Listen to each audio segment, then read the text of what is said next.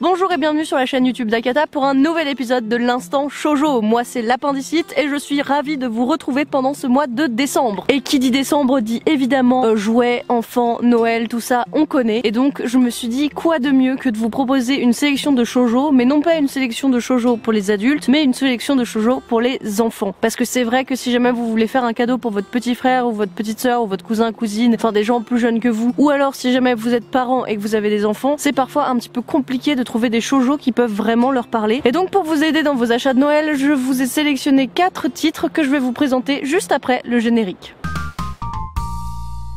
Le premier manga dont je voudrais vous parler s'appelle Les Secrets de Léa. Il a été publié chez les éditions Delcourt et c'est une série qui est complète en 8 volumes. Alors dans ce manga, évidemment comme le titre l'indique, on va suivre la vie de la petite Léa. À chaque tome, on va découvrir en fait une situation différente qui va la mettre plus ou moins en difficulté et on va essayer de voir et de comprendre avec elle les pourquoi et les comment ce genre de choses arrivent. Par exemple, il y a un tome dans lequel on va apprendre plus qu'est-ce que c'est que les règles et pourquoi est-ce qu'elles arrivent et pourquoi est-ce que c'est normal pour les jeunes filles d'avoir leurs règles et qu'aussi c'est normal de pas les avoir toutes en même temps, qu'on peut les avoir plus ou moins jeunes et qu'il n'y a pas de souci à se faire. Après il y a aussi des thèmes généraux à la famille qui vont être abordés, comme par exemple le fait que Léa va apprendre qu'elle va avoir un petit frère ou une petite sœur.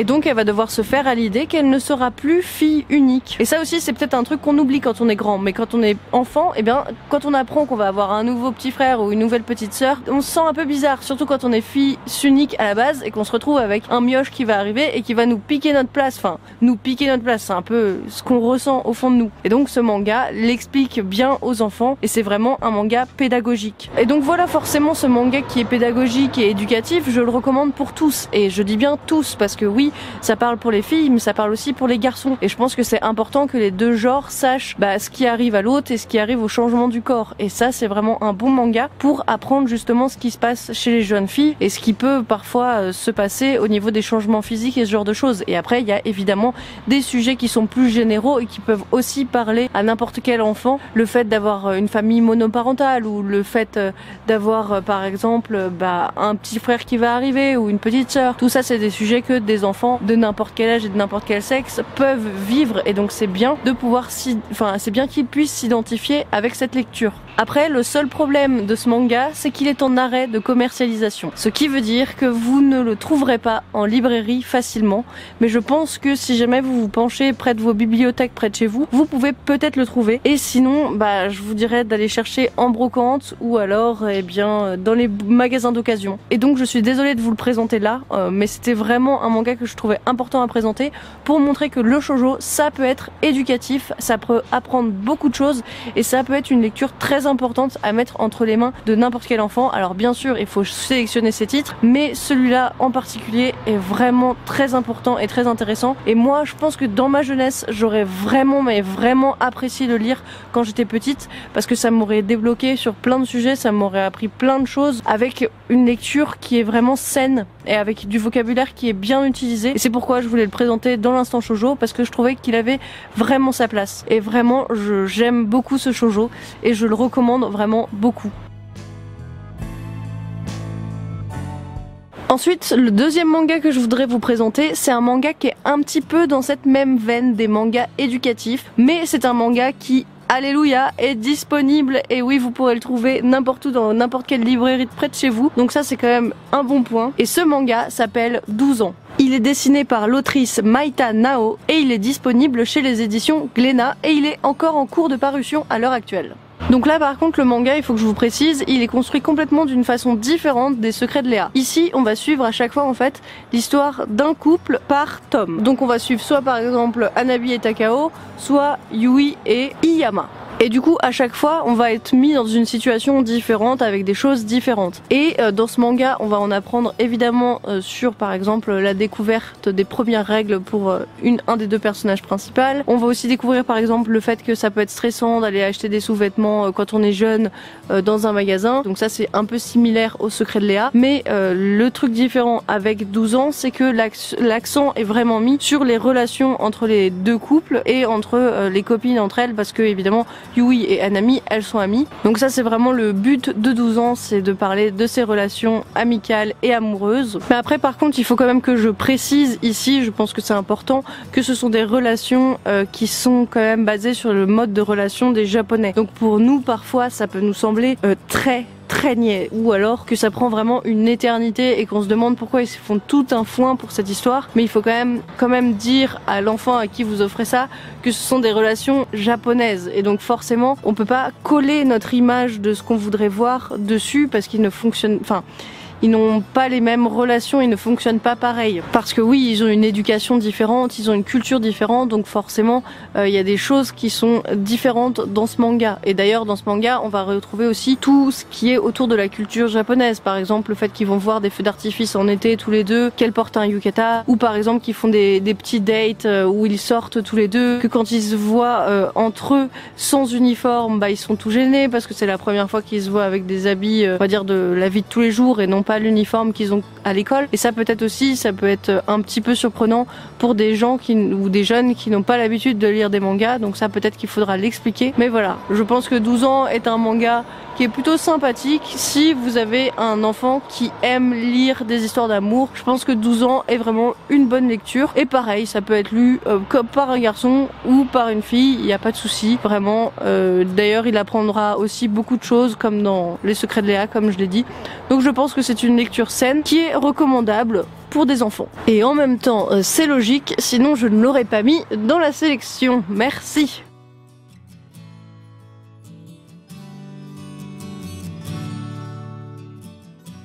Ensuite, le prochain manga que j'aimerais vous présenter s'appelle Carnet de chat. C'est un manga de Ikefuji Yumi et c'est sorti chez les éditions Soleil Manga. Alors là, on a un manga complètement différent de ce que je vous ai présenté précédemment, parce que ici, on va suivre non pas la vie d'humain, mais la vie de chat. Et en fait, dans ce manga, déjà, ce que j'aime vraiment beaucoup, c'est le graphisme, parce que je le trouve vraiment très appréciable. Pour une fois, ce sont des chats qui sont plutôt réalistes. Même les dessins, des décors et tout ça, ça fait vraiment très réaliste. Donc ça, j'aime vraiment beaucoup. En plus, c'est un trait qui correspond beaucoup à la ligne éditoriale du magazine Cookie, dans lequel ce manga est prépublié au Japon, et c'est vraiment un genre de dessin que j'apprécie. Donc là c'est vraiment mon point de vue personnel, mais moi je trouve que les dessins sont vraiment très beaux. Et ensuite par contre du point de vue histoire, ce que j'aime beaucoup c'est qu'on a en fait affaire au monologue intérieur des chats, et qu'on ne fait pas dialoguer les chats avec les humains. Donc déjà ça c'est un point de vue un peu plus réaliste, et en fait à chaque fois les histoires sont découpées en chapitres, et donc chaque chapitre correspond à la vie d'un chat. Et justement ce découpage par chapitre, je trouve que c'est un bon manga à lire aux enfants. Alors oui, je vais m'expliquer. En fait quand j'étais petite,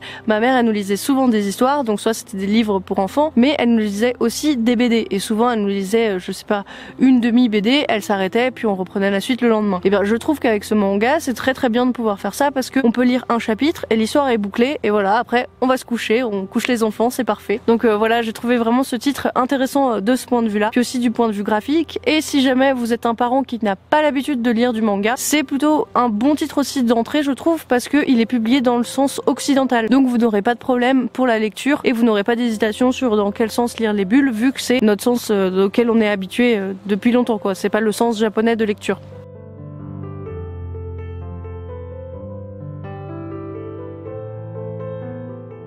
Alors attention, pour ce dernier manga que je voudrais vous présenter, là je préfère préciser en gros en rouge, attention, ce n'est pas réellement un shoujo, mais c'est une création originale de la part des éditions Kiyun. En effet, ils ont travaillé avec l'autrice Mari Sasano pour réaliser un manga spécialement pour les éditions Kiyun. Mais alors pourquoi est-ce qu'on a choisi ce manga pour le présenter pendant l'instant shoujo, si c'est pas à proprement parler un shoujo? Eh bien c'est parce que déjà, première raison, Mari Sasano ça a été une assistante de Natsumi Eida, et Natsumi Eida c'est l'auteur de Sweet Girl, c'est l'auteur de Ugly Princess, donc forcément ça c'est totalement du shoujo, et comme elle a été assistante d'une autrice de shoujo, elle a déjà fait un petit peu ses preuves dans ce milieu. Mais c'est surtout à cause de la deuxième raison que j'ai vraiment voulu le présenter, c'est qu'en fait je trouve que ce manga a vraiment des très bons points qui sont abordés, et de très bonnes valeurs qui peuvent être transmis aux enfants. Alors je précise, c'est vraiment un manga pour petits, enfin moi à 24 ans j'avoue que bon, j'ai aimé lire ce manga mais je l'ai pas non plus surapprécié, c'était une lecture qui était passable on va dire, mais je pense que pour les enfants vraiment c'est un très très beau message. Parce que qu'est-ce que ce manga raconte? Eh bien, il raconte la vie de créatures qui vivent dans un monde magique. Et en particulier, la vie de 3 créatures que l'on va suivre. Au départ, elles sont sous la forme d'œufs. Et en fait, elles vont pouvoir, le jour d'un rituel spécial, pouvoir choisir en quoi elles vont se transformer et en quel animal est-ce qu'elles vont devenir. Donc, on a un œuf qui va devenir un pingouin, parce que son rêve c'est de devenir un pingouin.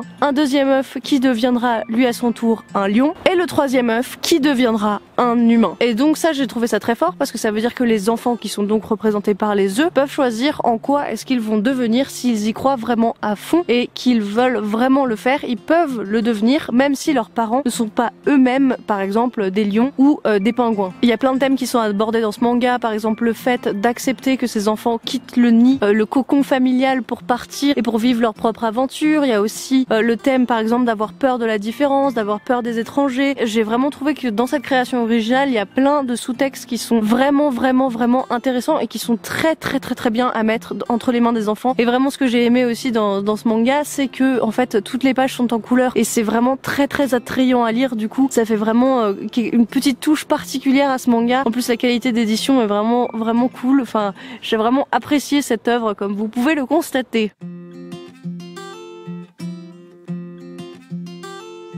Donc voilà, j'espère que cette vidéo de l'instant shoujo vous a plu. Vous pouvez toujours laisser en commentaire des idées de thèmes.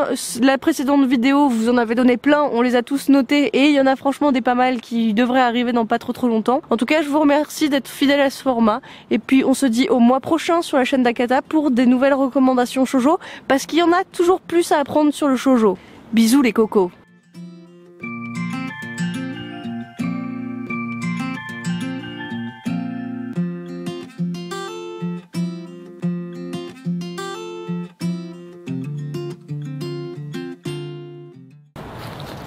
Elle est pas belle ma campagne japonaise, franchement. C'est stylé, non?